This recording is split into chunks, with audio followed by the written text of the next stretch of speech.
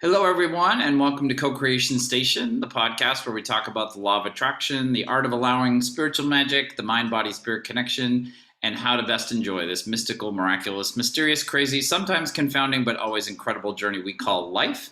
My name is Collin. I'm a teacher, tarot oracle card reader, and I'm also a singer and guitarist in the band Red Treasure, and I'm located in beautiful, sunny North Hollywood, California. My name is Stephanie Orlina. I am a transformational life coach, and I help people shift away from negative thinking, and it transforms their lives. And I am in sunny San Diego, California today. And we want to thank you so much for listening to our podcast. If you're listening to the audio version on Spotify, Apple Podcasts, Google Podcasts, CastBox, or Overcast. And thank you for watching us if you're watching this on the Co-Creation Station YouTube channel. Currently, we are posting a brand new episode every Monday morning for you. We also want to thank you for liking this episode, for following, subscribing to, and reviewing us on your podcast platform, and subscribing to the YouTube channel here. These all help other people find the podcast, and we're very grateful to you for that. You can also comment on the YouTube video version, or no matter how you're listening to us or watching us, you can email us at cocreationstation1111@gmail.com. Each week we start our discussion from a different jumping off point, and this week we are very honored and excited to have a very special guest with us here today for our discussion. And I had to do quite a bit of work on creating a little bio for her. So today we're welcoming in Sharon Karise Plaché, who has been a practitioner, teacher, mentor, and coach in the healing arts for over 30 years. She works with a multitude of methods and holds many certifications, including massage therapy, bodywork, holistic health, neurobiofeedback, light therapy, neurolinguistic programming, mental emotional release therapy, hypnosis, theta healing, and on and on and on. There's a lot more there. She has a retreat center which offers classes and trainings in the healing arts, and she's also worked with the Wave Academy, which offers support to veterans of the U.S. military who have been diagnosed with PTSD. She also happens to be a trained ballet dancer, accomplished author, and fashion designer with her own line of hand-knit women's clothing. So with all that, Sharon, welcome, and thank you so much for joining us here today. Yay! Oh my gosh, Collin, Stephanie, thank you. That was a task. I'm sorry. I didn't read half of what I had. Oh, I guess you could gather that I consider life is for the living, right? and being curious and like, what else? So I was thinking, I don't know if you ever saw the series on PBS with Bill Moyer where he interviewed Joseph Campbell. And he did like a 12-part, series where he just asked him questions. I felt like after looking over your stuff, I was like, yeah, I think we should have maybe dedicated half a season to Sharon. That's great. Oh, well, I would say dedicate it to life, right? And as possible. And I've so enjoyed watching your other podcasts and listening to your guests, and the synergy between the two of you has been really delightful. And thanks for having me. I'm really touched and honored to hang out on this beautiful sunny day. And I too am in San Diego, so I'm feeling exceptionally blessed right now. So thank you. You're welcome. No, thank you for joining us. And Stephanie, you said you wanted to start with a specific question you had for Sharon. So. Well, after hearing all that, and you just said, I'm like, I love life. So what was the first thing that, from a healing perspective, that caught your eye, that you were like, ooh, how did you get it started in all of this? Like, what was the starting point for you? Well, I have to say, first of all, I feel like I was really blessed into a mindset, we might say, or a family unit of, ancestors and family that were already in social service, right? Whether they were doctors, nurses, psychotherapists, social workers, clergy, educators, artists, musicians. So I kind of came with that DNA. And feeling a call to be in service to life and to humanity. And I've always had this mantra, in any way that I'm blessed, so as I'm blessed, may I bless others. So I think that kind of was always part of what I was marinating in, as far as a perspective. And so for me, the language or term of healing really has in it what I would call wholeness, the ability to truly be whole within ourselves. And so where I started all this, I was blessed enough to grow up in England and, study at the Royal Ballet School. And over there, we had a lot of homeopathy and a much more, I'm going to be 60. So just to kind of put a context in time, I was and grew up with a lot of herbology and natural organic food. That's all there was there. My mom cooked everything from scratch, made the salad dressing. So to me, this holistic living and connected with nature and oriented to wholeness and healing, I think was always present. Excuse me, it's so dry, as you know, in San Diego. So forgive me if I, take a sip of water here. When I was in the ballet world, I loved the exploration into refining the strength and the power of our body, but also our mind and emotions. But I also experienced a lot of dysfunction, unhealthy lifestyles, and even different aspects of trauma. And so as I came out of that, so I had to stop dancing because of my back. I have a structural anomaly on my spine. We don't all have the same brains. We don't all have the same skeletal systems. And so I reached a point where my body couldn't take anymore. And so that had me be curious on what to do, right, with my physical body. But when I stepped out of that world, that was my identity.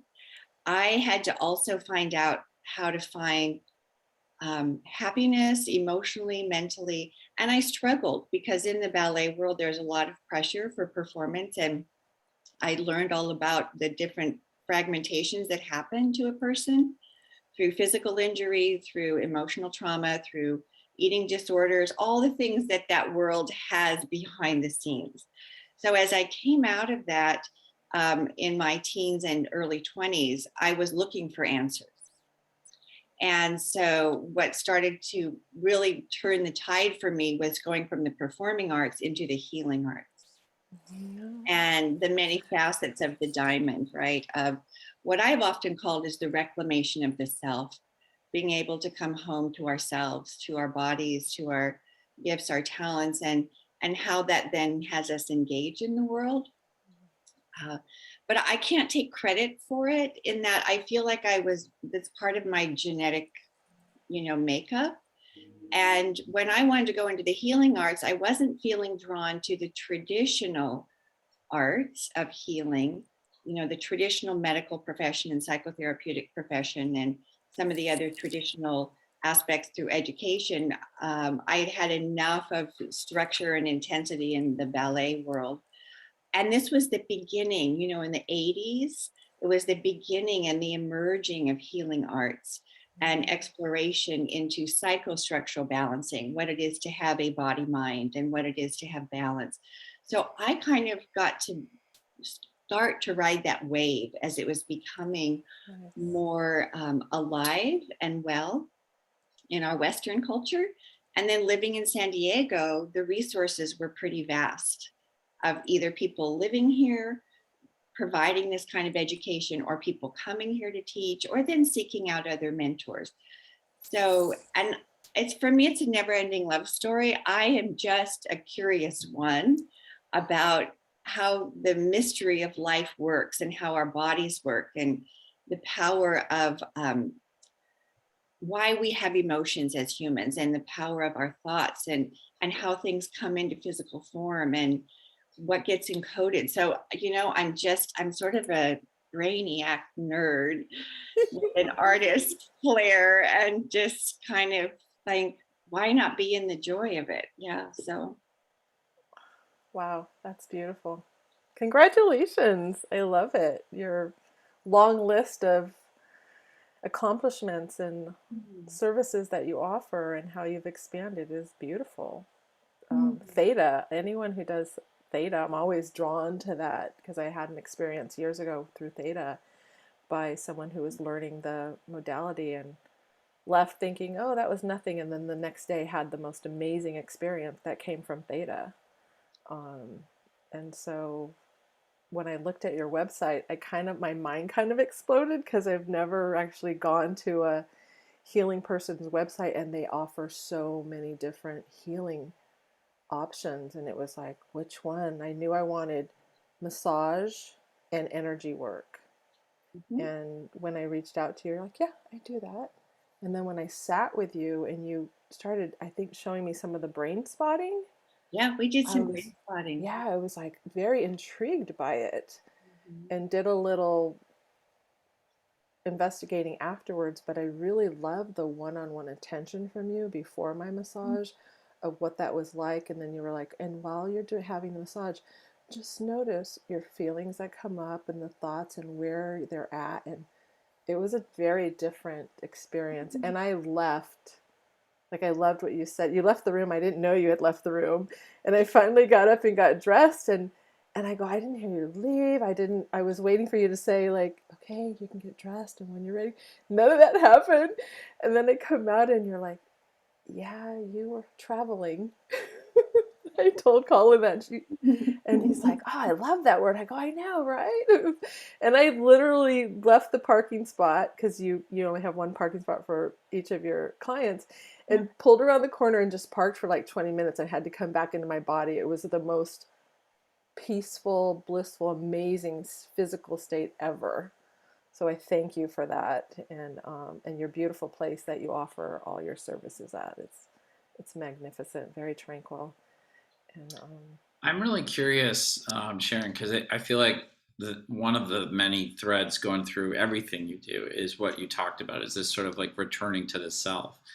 And what I feel like I've discovered in my own healing journey, and as I learned about the law of attraction, because a lot of times when we talk about the law of attraction and what Stephanie coaches with the art of allowing, a lot of it is about releasing or letting go of blocks that you have. And there's different, that some of them are mental, some of them are just thoughts that we think during the day, some of them are ingrained beliefs. But then there's also, by having other practitioners of like body physical healing on, we've also heard about how the body can block all sorts of stuff, like your nervous system and your spine can block stuff, your muscles, if they're tense all the time, they can block stuff. A lot of the physical ailments we have aren't necessarily just random like we think they are, like, oh, I caught this. It's the fact that we compromised our immune system by being stressed out and by so this is sort of this like wheel of like, you think negative thoughts, it has an impact on your body freezes stuff.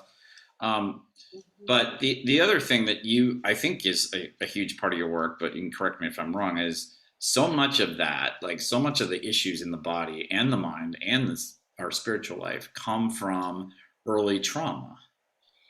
And I feel like we're still at this place in our society where we're just beginning to understand that that's the root of so much. Is that your experience, or? Oh, I'm so glad you brought up the T word.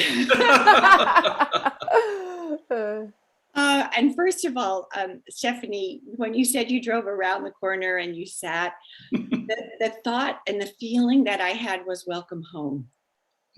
Yes. And yes. It was heavenly. Yeah, I just wanted to be in that state and not drive, because I was so connected and just like at peace. And we had talked about, I want to be in that state more often, because in the massage you get it and right after, but how do I carry that forward throughout, in between those massage where I'm in that deep state. But we can talk about that a little bit later. Yeah, we can talk about that a little bit later, but thank you, Collin, for bringing up the T word, right? I've been really curious about this in my own journey, and the real gift and privilege I have with working with veterans. And we're all veterans of life. And many beloveds have gone into structured military service and served in another way that's truly profound. Yeah, and I have family members that have served. And when you're saying, what's the root, right? We often are looking for a root belief, or we're looking for causal, so we can go to the root. And you mentioned the nervous system and you mentioned trauma. So I love Peter Levine's work, Somatic Experiencing, where he talks about trauma is not in the event, it's in the nervous system. And so we can have different events that happen. And sometimes when we're going for a root or causal, we're looking for an event. And a nervous system encoding is an experience, right? It's been lived in the being, in the body. And so then there's these overlays of how did each individual's nervous system process what was coming in, the experience from whatever sensory system. And it's what the nervous system, the self, because when we think about nervous system, we're thinking sensory system, right? Information system. How is it orienting itself in life? And depending on how someone's orienting at that unconscious level with their body, with their emotions, with their thoughts, with their relationships, there is a cause and effect, right? It's a universal law. And I think one of the greatest gifts to our current awareness about how it is to be embodied as a human being is some of Dr. Stephen Porges's work on Polyvagal Theory, which, because the vagus nerve is the 10th cranial nerve, it's the largest nerve in the body. It's the regulator of our autonomic nervous system. So I do sometimes just explain this with veterans or anyone I'm working with. And auto means it runs on autopilot, right? It's running automatically. So there's an aspect of our nervous system that's just running.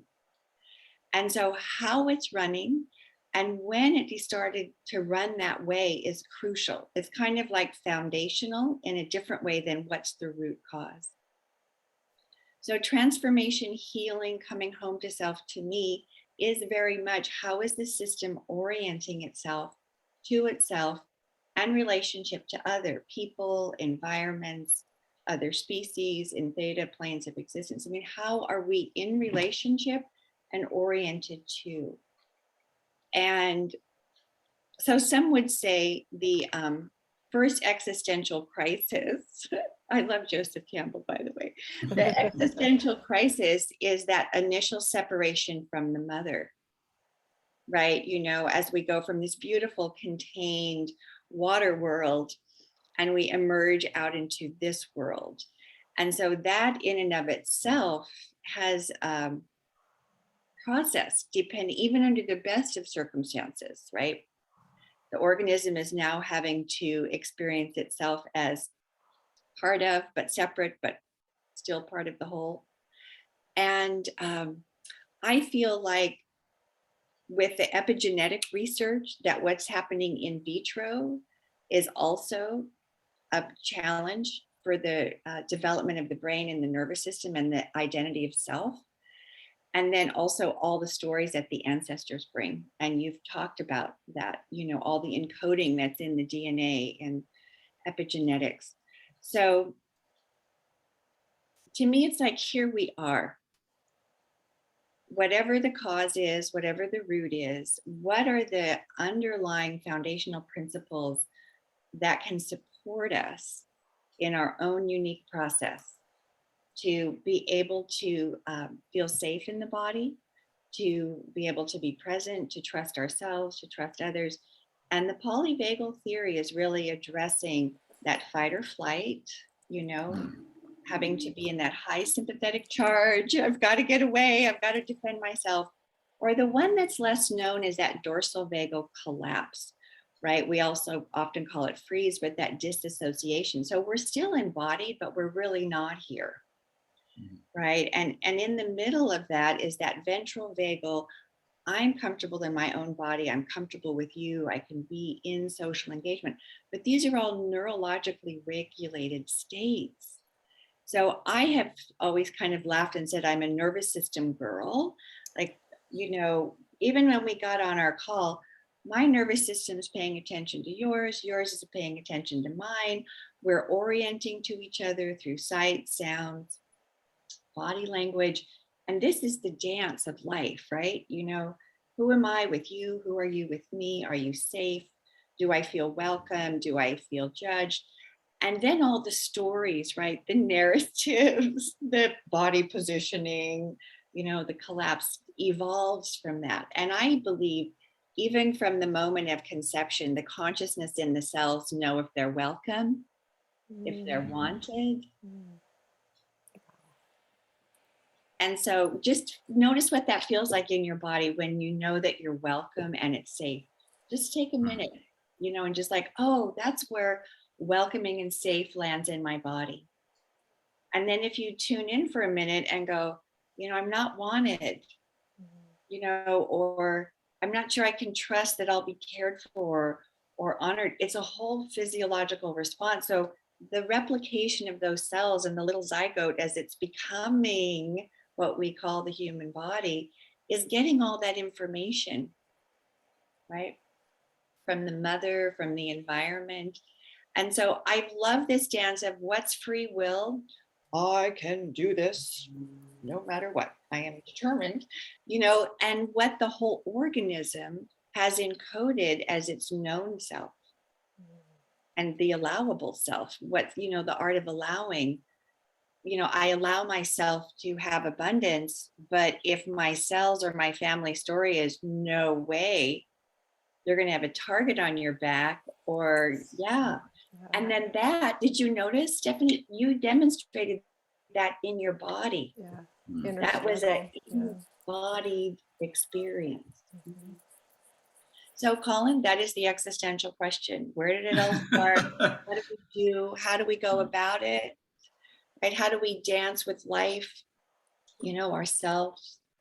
That's what I sort of noticed the more I study this stuff and learn about stuff in these areas, is that it feels like we have sort of like a basic truth about ourselves that lives in our cells, lives in our spirit and our soul, or however you envision that, our heart, and then the experiences of life quite often kind of get us, they give us neurological programming and things that get stuck in the body and things like that actually kind of within ourselves separate us from, or give us the feeling that we're separate from that inner knowing that Abraham Hicks talks about the higher self that's always in us, that's always like she says the reason we feel angry randomly in traffic is because we know that we actually love in our essence, we're loving beings and we would love a stranger, but we've created this whole story in our head about like, well, this person's a jerk because they shouldn't be in this car cutting me off and da da da da da. And it's like the reason we feel that uncomfortable physical feeling of anger and rage and whatever is because we are out of alignment with sort of our who we would be, in other circumstances. Like I'm always fascinated by hearing stories of like natural disasters and things where all of a sudden total strangers who are put into a disaster situation, like quite often go to their highest self. Like you just hear about everyday normal people doing these crazily heroic things. Whereas if they're sitting at home, those same people sitting at home watching TV can just be like mad at the world because whatever they're watching is feeding a story that they were fed before, whatever. So it's a fascinating thing to think about, that because I feel like what most people want to do with their life, if you really get it down to it, is they just want to make sure that they lived a full life, that their limited time here mattered. And yet it feels like there's all these we get encoded, or, we go through these experiences and have these things happen to us that actually keep us from living, the fullest life we could live. That's beautiful. Thank you for painting that picture. Yeah, illustrating that story. There's a body of work that I've really appreciated, Richard Schwartz's work, Internal Family Systems. And he talks about the self, the big S self, like Abraham Hicks does. I mean, so many people do, the highest of the highest self. And then there's honoring the fragmentation that happens through life. And he would often describe, and some people that do this ego state or parts work, which I really love and have brought in for years, even before I officially studied it, it just made sense to me. I could hear someone's 3-year-old or 6-year-old talking to me, and I'm with the adult person, but there's something unresolved, right? Mm-hmm. And so his whole body of work was, as he worked with people as a psychotherapist and drug addictions and things, that there are parts of the self that have been either isolated or fragmented. He refers to them as exiled. Mm. And then there's parts that become the defenders and have to fight the good fight to protect the exiled parts. And as you shared that story, you know, getting enraged on the road, to me, that sounds like a defender protecting a more vulnerable part. And his work is beautiful because it's really coming to each one of those. And there's been work that's evolved beyond that too, which is honoring the parts, whether we want to say inner child or ego states, that there are needs that have been unmet. And unmet needs can be traumatizing. And one of the greatest traumas that I've heard described in this kind of bigger existential conversation is when there's been a challenge that's too much for the system. You know what I mean? Like it's too much.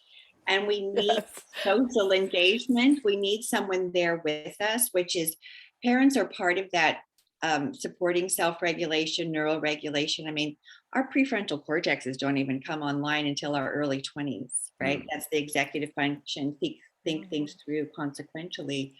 So when there's not the nurturing other, the supportive other, the one that can assist with the regulation, like when a child gets angry, their anger is justified. That's a healthy protest. It can be boundary setting. It can be expressing a need that's not being met. When there's no one to come attend, the lack of the therapeutic other to be in compassionate attending, that right there creates fragmentation. And it's the first trauma. It's the first abuse. It's being left alone without the support, being asked to do something that we're incapable of. And so there has to be a natural disassociation or fragmentation for survival, right? And then we just feel the compassion of that, right? For ourselves, right? For the beloved parts that didn't have the support, and without being in the shame blame game, just going, in many cases, the demands of life, the main caregivers couldn't be there. And also the way our culture set up is the village isn't there. You know, I don't have children, but I'm an auntie and I love being part of the village, right? My nieces and my nephew. And we used to live culturally where there were lots of caregivers, right? The aunties, the uncles, the grandparents, the grandparents. And now in some of our isolation, encapsulation, we're adding to this existential crisis because we don't know how to come home, or when we come home, we don't even know what home feels like, or there's no one there to share home with, right? Yeah, I mean, I think it's easy. You know, I think a lot of people are aware, because I read a lot about this on the internet. I hear chatter from my friends and associates that, you know, people are watching too much Netflix. You know, that's one thing. There's a lot of jokes and things going around Facebook and things like that about like, oh my gosh, you know, I can't, you know, I start binge watching a season of something on Netflix and I want to turn it off and go to bed and I can't, the show is too good.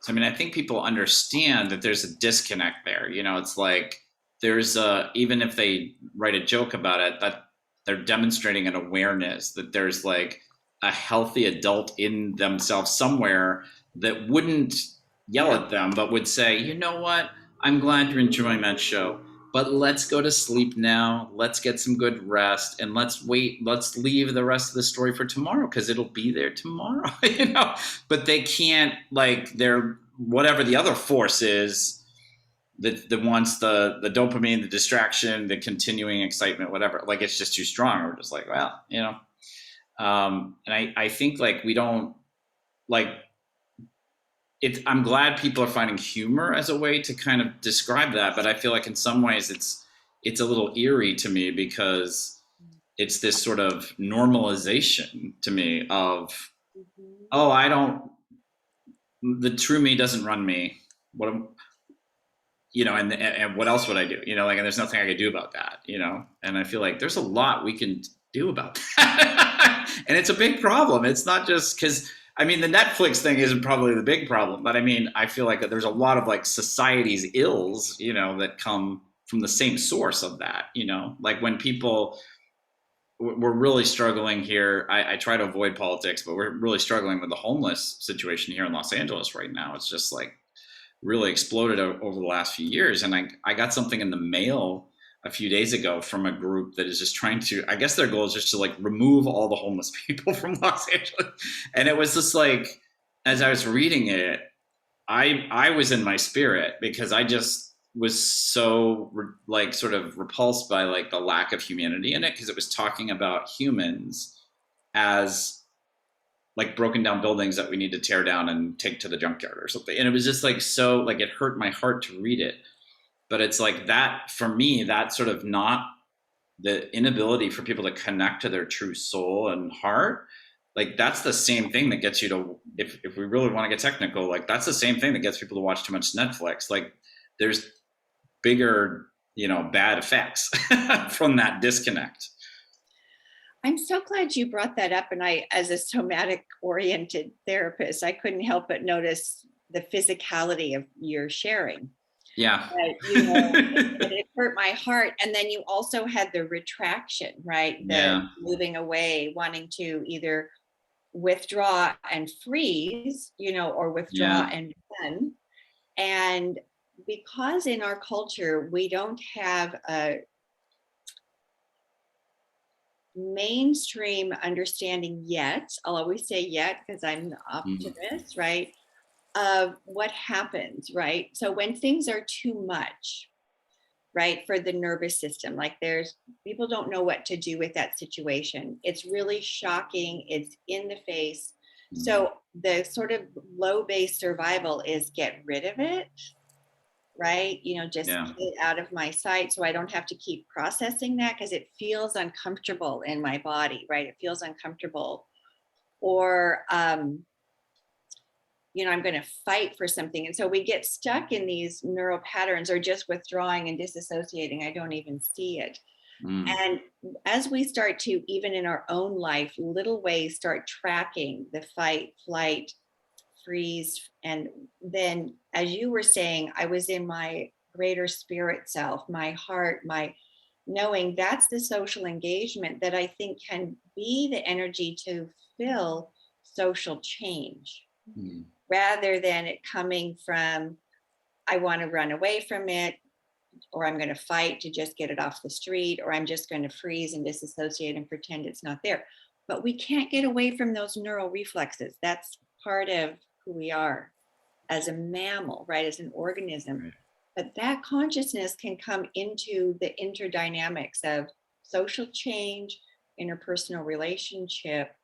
And I believe your podcast and even conversations like this just keep opening up the aperture of access, sharing, caring, and understanding in this way. So we all are coming into the greater humanity of being in a human body with nervous systems and what to do. How can we approach this? And it's interesting even to pause right now, even for the listeners, with that subject that you brought up. We have had a visceral response. We didn't have to witness what you shared. We heard about it. It's that secondary experience. Where did it land in the body? Did you feel weighted down by, oh my God, what to do? Or like something needs to be done? Because we mobilize either in a collapsed, I have this one little thing I love to use, we get really rigid and staunch, like, man, I'm going to make this happen. And, we're going to fight, or we can just collapse. Like, I don't know what. or we can mobilize. This is, most people go from this. That is great, Sharon. I will never look at those again in the same light with not thinking about this moment in time. I want to describe that for the audio listeners, but I don't know how to do it. It's a kid's toy, and this one's a giraffe, and so they're all like, all the joints, right, are lined up and engaged, and it's standing erect. And then there's a little device on the bottom that when you push it, everything, the structure is completely gone.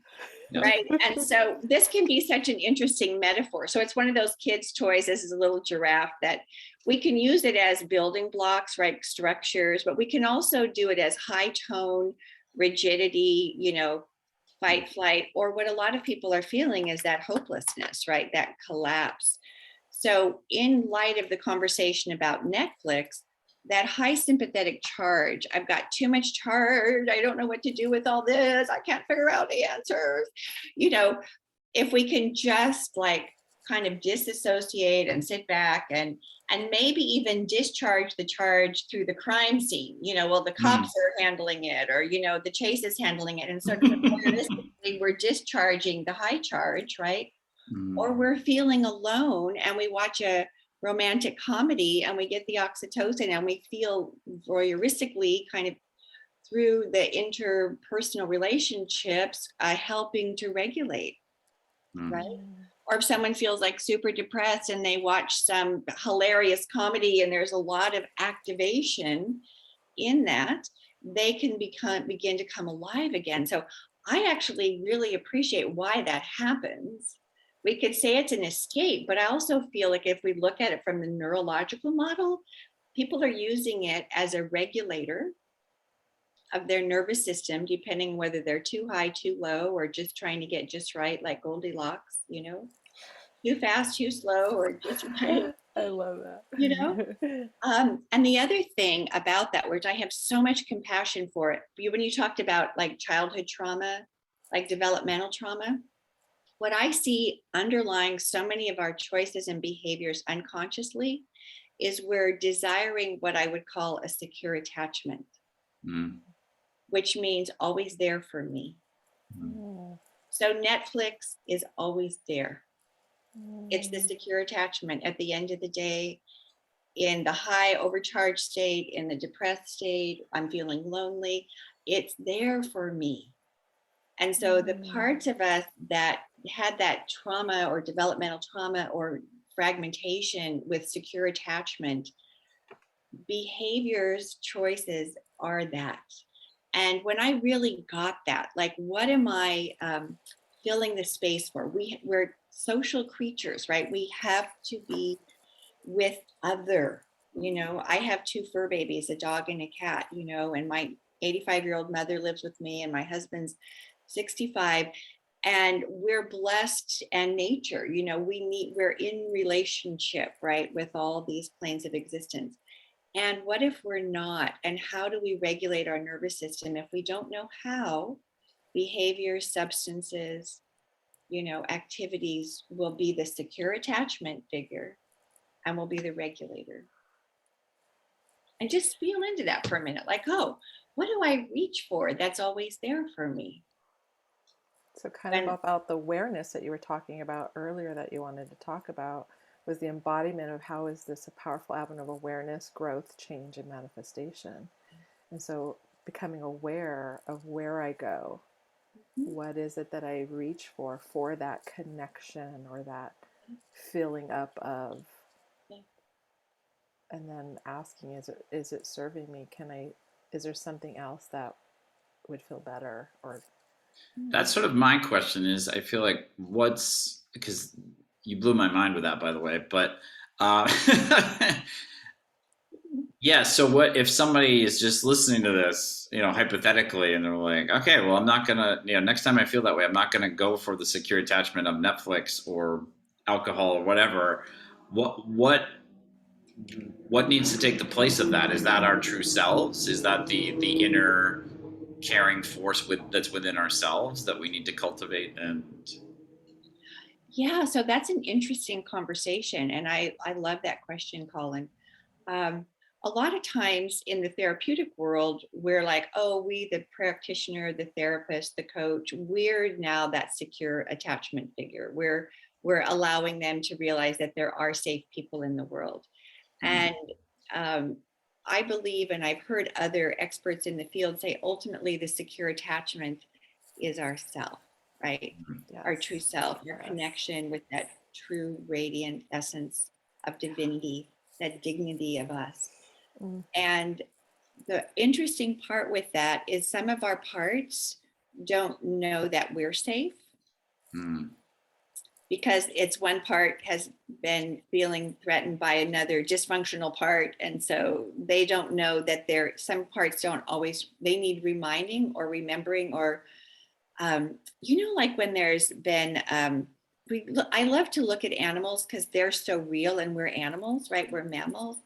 So, if animal like a puppy or a kitten has been startled, there's sort of a process of building trust with them and being safe and secure and regulated, and then finding the need of the animal, and then it can begin to trust, and it kind of incrementally comes closer and then can settle in. I think we can all relate to that in some way. So it's the same with our parts, that they do want to come home. They want to be able to settle in and for us to be the secure attachment. And that's sort of the journey of life, right? The process. So when you said, okay, Netflix, I don't want to grab the bottle of wine or Netflix, what I might invite is first, that's a beautiful moment of awareness. Wow, I realize just that moment of being the observer of the behavior is a huge moment. It's something to be celebrated. We always go for the outcome, the goal, but just that moment of awareness of like, wow, I never realized that Netflix was my secure attachment. It was there for me. And, and like, how does that land in my world? And what does that feel like in my body? And then kind of playing the what if game. Well, what if I didn't do Netflix? What else in my life is a secure attachment? Oh, well, the glass of wine's there for me always when I come home. So, no matter what, no matter who treats me, cuts me off on the road, whether my coworkers appreciate me or my spouse gets my higher self, the glass of wine will be there. Oh, that's kind of become a secure attachment. Interesting. And I believe, I love little things. I love these hocus years. I remember that. As we begin to go, oh, that's interesting. There's Netflix that created some kind of structure or secure attachment, or there's this behavior, or maybe for some people, it's over exercising is the secure attachment. My run's always there for me, or my spin class is always there for me. In my 20s, I remember coming home from work and I'd put down my purse and bag or whatever, and I would go straight to the fridge and pick out whatever I wanted and eat. And that was, for me, at that time, how I dealt with my stress. Yeah. And see, it's interesting. For years, we've looked at it as, oh, it's a behavior that needs to be managed or controlled. And you just mentioned a key word, right? Stress. So stress would be the language of dysregulation, right? There, something in the system there's too much going on or not enough, in Chinese medicine, excess or deficiency, right? And so the system doesn't know what to do. It's seeking balance, right? It's seeking harmony. It's seeking some kind of center. Seeking comfort. I needed a way to decompress. And that was my knee jerk for years was food. Yeah. For others, it can be any number of things, alcohol, sex, shopping, you name it, right? Exercise, as you said. So when we put it in that orientation or framework, that it's fulfilling the need of the secure attachment, the nurturing other, does it shift how that lands in your body? Yeah, that was more loving. It wasn't like the shame, blame, like I did it wrong or I could have done it. It was more like, oh, it was a need. Like it was just like, oh, I just needed to be loved. I just needed to love and hold myself. And I didn't know how. It was like, oh, yeah, that was beautiful. It felt. And the fascinating part with me, if we go to really like birth and that initial developmental trauma, the lack of the nurturing other, the lack of the secure attachment is existentially the worst thing because it's death. Our nervous system and our organism says, if there's not a nurturing other, a secure attachment, I'm going to die. So here we're all grown up, big kids. We can think it through, we can analyze it, But for you not to go to your fridge and grab that comfort food at this very base level is like, I'm going to die. And Gabor Mate talks so much about these cycles of addiction, whatever. He was really open saying his addiction was classical music. It was always there for him. It would regulate his nervous system. And he said, I would lie to my wife that I was going and buying more CDs of classical music. And he said, you would say to yourself, I just loved how, honest he was. You'd say, well, what's wrong with classical music? He goes, it's not the thing. It's what's underlying it. Because he lived through the Holocaust and he was separated from his mother. His father was in a work camp. He was separated from his mother. So existentially, the comforting other, even though there was a resource family that he was placed with, it was death for him. So he's got to have something that's always there for him. And he's done so much healing work, and he works and has worked for years with the homeless and drug addicts up in Canada. And his work is so profound. It's compassionate inquiry. Like, okay, like, wow, let me just be with that for a minute. And then I feel like it's almost holding the parts of us that didn't have any other option, that's literally like trying to come up for air, just go, is anyone there? How do I know I'm alive? Because the baby's nervous system can't regulate. It doesn't know it exists without touch. And all the stuff that's getting encoded is pre-verbal, so we can never have a conversation about it because it didn't get encoded in the brain as a conversation. So people can't talk about what's going on. They just have a feeling, and then we just go, oh, it's like, okay, beloved. I love Thich Nhat Hanh. I just bless him. He has his angel wings, went up to Deer Park Monastery with him. And he had this practice where he would put his hand here on his cheek and he would, let's do it. And he said, allow this to be the nurturing other. Like for him, it was his mother, but it could be anybody. It could be, our animals. It could be someone who's come and gone. Like, what does that feel like? To feel the presence and the care of the nurturing other, that we could not only be seen and felt, but someone's there supporting us who cares. I was doing neurogym with John Asroff, and one of his colleagues who talked about getting your left hand and with your right hand just stroking the back of your left hand, and it's just very soothing. And I've done it multiple times, like driving home, I'll have my hand on the steering wheel, I'll just just kind of soothe, and it works every time. Sharon, one of the many things that I love about you is multiple times in our conversation this morning, you have held yourself. And in my work, I very much have asked clients to give themselves a big hug. And so here, seeing you do that just like made my heart sing, because as you were talking, I think a lot of us are needing hugs, especially in the past couple of years. We haven't been able to be physically with each other as much as we used to. I've been told I'm a double hugger. I'll be like, bye, and then we'll chat somewhere. I'm like, we've already hugged, Steph. Like, what are you doing?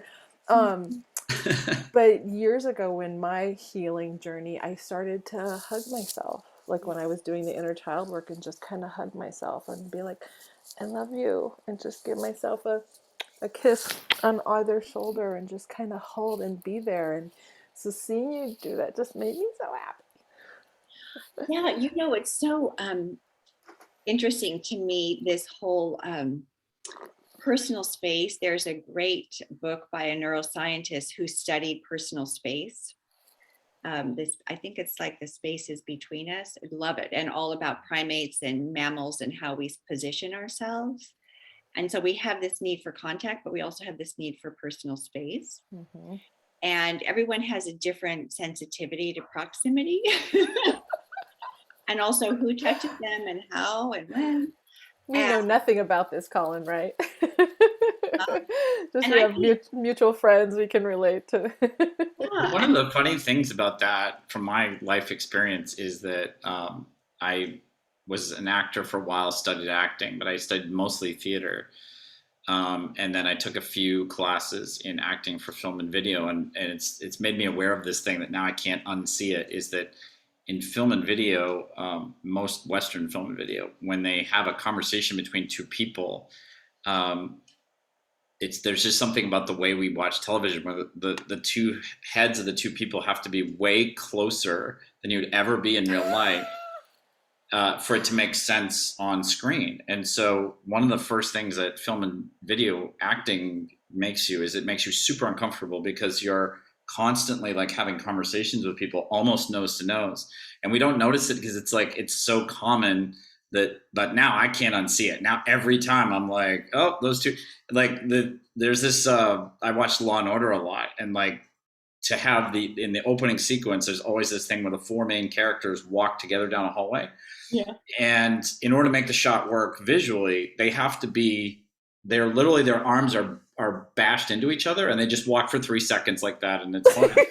But I can't watch the beginning of Law and Order without going, no lawyer, police officer, prosecutor would ever walk down a hall like that close. Like we have and I think this goes along with something you talked about earlier when we used to live more in communities where we had more caregivers. It's like we used to, more of us used to live with more touch from each other, from more proximity to each other. And now, like I live in the capital. I mean, Los Angeles is like the capital of like, how do we get 10 million people in one place and stay as far away from each other as we possibly can and never touch? Like, it's literally like, it's almost like an experiment in like how little touch and connection can we have while we have 10 million people living on the same piece of land. It's amazing. That's so interesting to me because we've got this innate desire to be close, like the kind of puppy pile, right? To regulate and feel connection. Puppy pile. Yeah. And yet, maybe some of our greatest wounds and trauma is through proximity to people that were dysregulated or didn't feel safe. Yeah. And so it's this oxymoron. Like I want to be close to humans, but humans are the greatest threat. Scary, right? yeah. And then in big cities, that's it. We're kind of packed in, but there's also a threat. And I don't know you, you don't know me. We actually don't have social engagement. I never make eye contact with you. So really, I don't know you. And so I don't want to know you.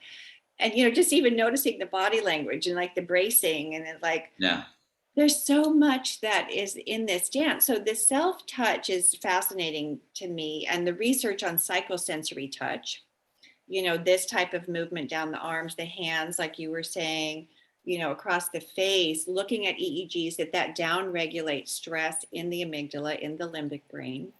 But I say there's any kind of self-touch. And even, I don't know, I was brought up really conservative, and it's like, told to sit still, don't touch yourself, so to let it be okay to rub your hands down your legs or to rub one arm. Wow. So I actually teach clients to do this because it's self-regulating, or to do this or, activate your vagus nerve by rubbing behind your ear. Nobody knows what I'm doing. I could be sitting here having a conversation on this podcast, regulating my nervous system, and you have no idea what I'm doing, right? I remember you were massaging that area, and I just was like, butter. and then for a couple of days afterwards, I would do it myself, and and I had forgot all about it until you just said that. But I never even thought to just do it like in conversation, wherever. Oh, that's fabulous. And this is like a lot of times people will tell me their favorite memory is their mom or dad stroking their head and their hair. So these psychosensory touch modalities and how they go into the nervous system and regulate us, create safety, bonding, change the biochemistry in the brain. And I wanted to share one that Peter Levine teaches, which is really beautiful. Right hand, right, comes under here, your left armpit. And so it's imagining like you're kind of cradling your heart. And then the right hand comes over, the left hand comes over to the right arm. And it's kind of like you were saying, you teach self hugs to your clients. Mm-hmm. And then if you notice that you naturally started to sway, that's Yeah. cerebellum. That's what? Your cerebellum, which is the part of vestibular balance and the brainstem, you naturally are doing a brain reset regulation. When people start to sway, they're resetting their nervous system. Oh my gosh. Do you know what this reminds me of? So I gave birth to my daughter when I was 15. Wow. Yeah, I was a very young mom. And there were times I was probably like 17, maybe, yeah, and I would be standing in the grocery store without her, and I would find myself rocking back and forth because I was so used to holding her and rocking her that even when she wasn't with me, I would be doing that same kind of motion. And you also were regulating your nervous system because you were experiencing withdrawal. Because as a new mother, when you don't have the baby with you, you're going through withdrawals just as they are. Oh my gosh. So you were actually that way. attempting to regulate yourself. Oh my goodness. And the other thing that's cool, so notice there was this natural regulating. So particularly in somatic experiencing, then we settle and pause, just maybe allowing it to naturally quiet down and notice what's happening within, right? The nervous system, the mind, the body. So sometimes we can be overactive. So in somatic experiencing, we'll initiate something and then we'll settle. Mm. So it's little bites for the nervous system to digest and integrate. Because too much, too fast, too soon is trauma. System can't process it. So slowing it down a little bit, whoa, and then seeing if organically you still want more of that. Rather than imposing a practice, it's exploring a practice. And then it's like just at the dinner table, you're like, oh, I'm good, I've had enough. And then noticing organically where your system wants to go. And so kind of following that, this allows us to start to come home to feelings and sensations, which are kind of pushed aside or neglected in our world or only within a certain bandwidth. Right. And so this is that real subtle organism, and then allows us to feel more connected with nature and almost ourselves, like right? and ourselves. And to me, it's like food, right? It's like, oh, I'm feeding myself and I'm nourishing myself. And what do I need and how much and when is enough? And when am I nourished and restored to step into my next step, whatever it might be. Mm-hmm. There's been so many moments in our podcast today where I have felt just like really calm. Like when you were talking at the first half hour, I just felt myself just kind of like, I was like, oh yeah, this is lovely. Just hearing you speak and the things you were talking about, I would just get into this relaxed state.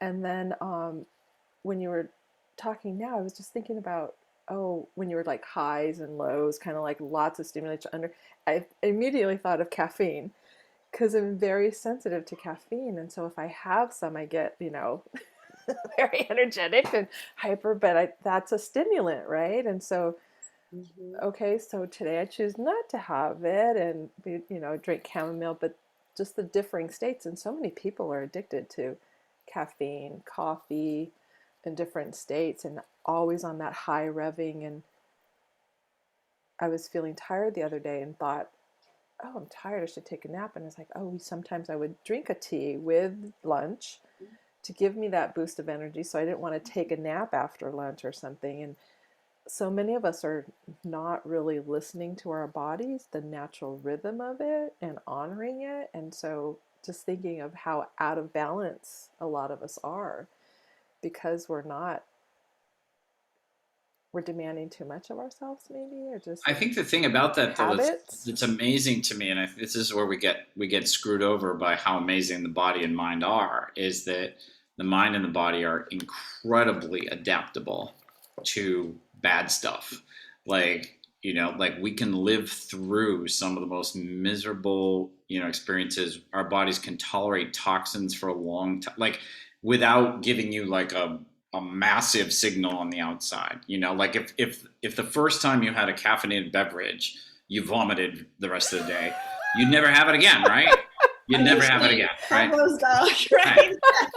The problem is like your system doesn't really like caffeine, but it's so amazing that it's like, okay, we've got this thing, it's coming, we can't, all right, what do we do with it? All right, we'll put it here, we'll put it there, you know, we'll deal with it. And on the outside, we just be like, I drink caffeine, I'm fine, you know, and that's not what's happening, but our body is trying to help us in a way, you know, by temporarily, you know, trying to mitigate the bad effects of these toxic things. But the thing about that is we need, I mean, there's so many stories of like somebody has to have a massively outwardly, you know, visible negative experience to go, oh, there's something, you know, people have to have heart attacks. People have to, you know, have panic attack where they literally, you know, have to pull over on the side of the highway for them to get that, oh, there's been something going on. But it's never like, oh, this just happened today.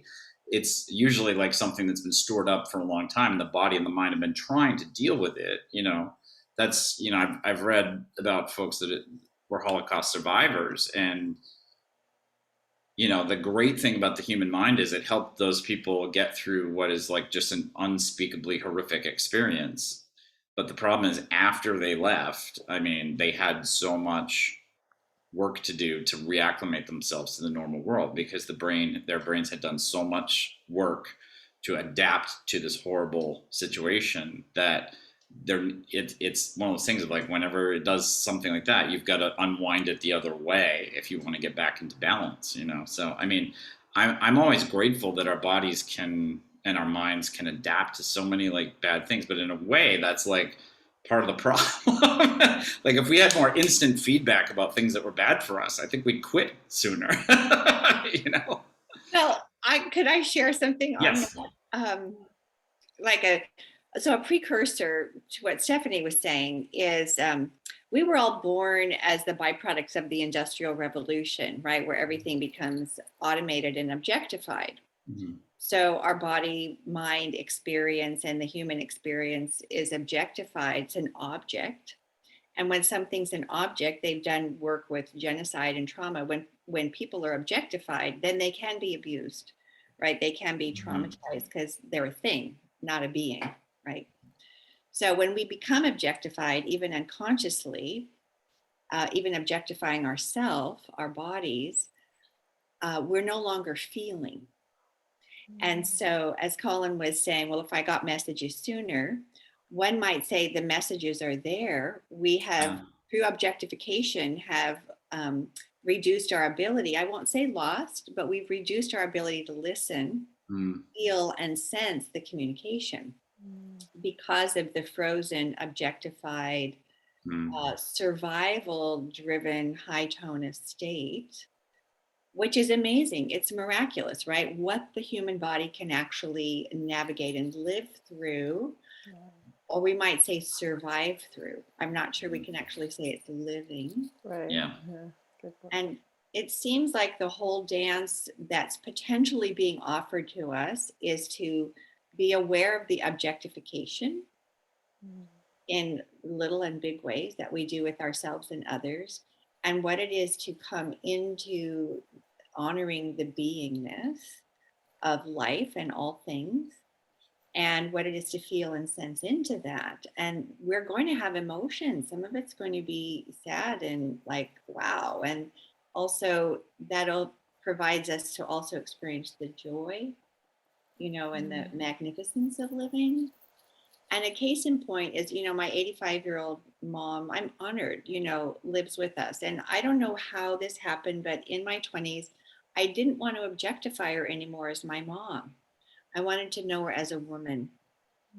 And so I started calling her by her name, Ruthie, because I wanted to know her as a woman who was having a lived experience, who had traveled on the slow boat to China to go to the Philippines with her parents as, you know, missionaries, and had 4 kids and 3 sons and a daughter. What is this experience like? What is your being living through? And so the reason I bring that up as an example is unconsciously we can be objectifying people that we're in relationship with.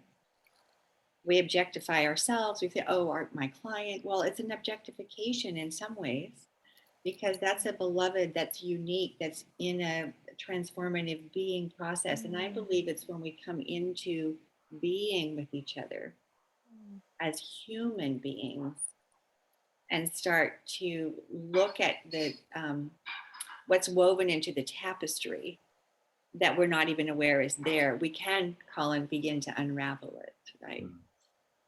Unwind it and find the beauty that's also there. So on that note, I think my whole Bill Moyer series thing is totally proven. But we do have to wrap up. So I just want to thank you so much for joining us here today, Sharon. It's been an incredible conversation. I'm so grateful for you and for you joining us here today.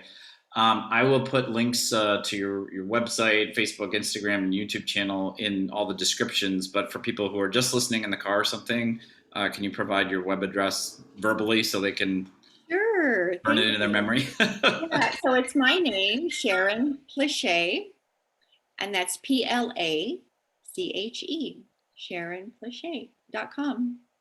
Yeah, happy to connect, and blessings to you and anyone listening. I really trust in your innate wisdom to lead you exactly how and where you need to go. So in that true spirit of namaste, right? Honoring the divine that's omnipresent, right, in each one of us. Beautiful. Absolutely. And Stephanie, if people want to find you, yes, www.powerinjoy, powerinjoy.com. Same on Instagram, and I'd love to chat with you. And you can always find me and write me a direct message if you want on Instagram. I'm at Collin_Daniels_Worster, which is WORSTER. You can also email both of us at cocreationstation1111@gmail.com. We hope you enjoyed this episode as much as we did today. Thank you so much for liking the episode, following, subscribing to us, reviewing us. We really appreciate you helping other people find the information we're trying to share here. We want to thank you so much, whether you've listened to the audio version or watched the YouTube version. Thank you so much. We wish you a happy, wonderful, and abundant week, and we look forward to seeing you next time on Co-Creation Station. Bye, everybody. Bye.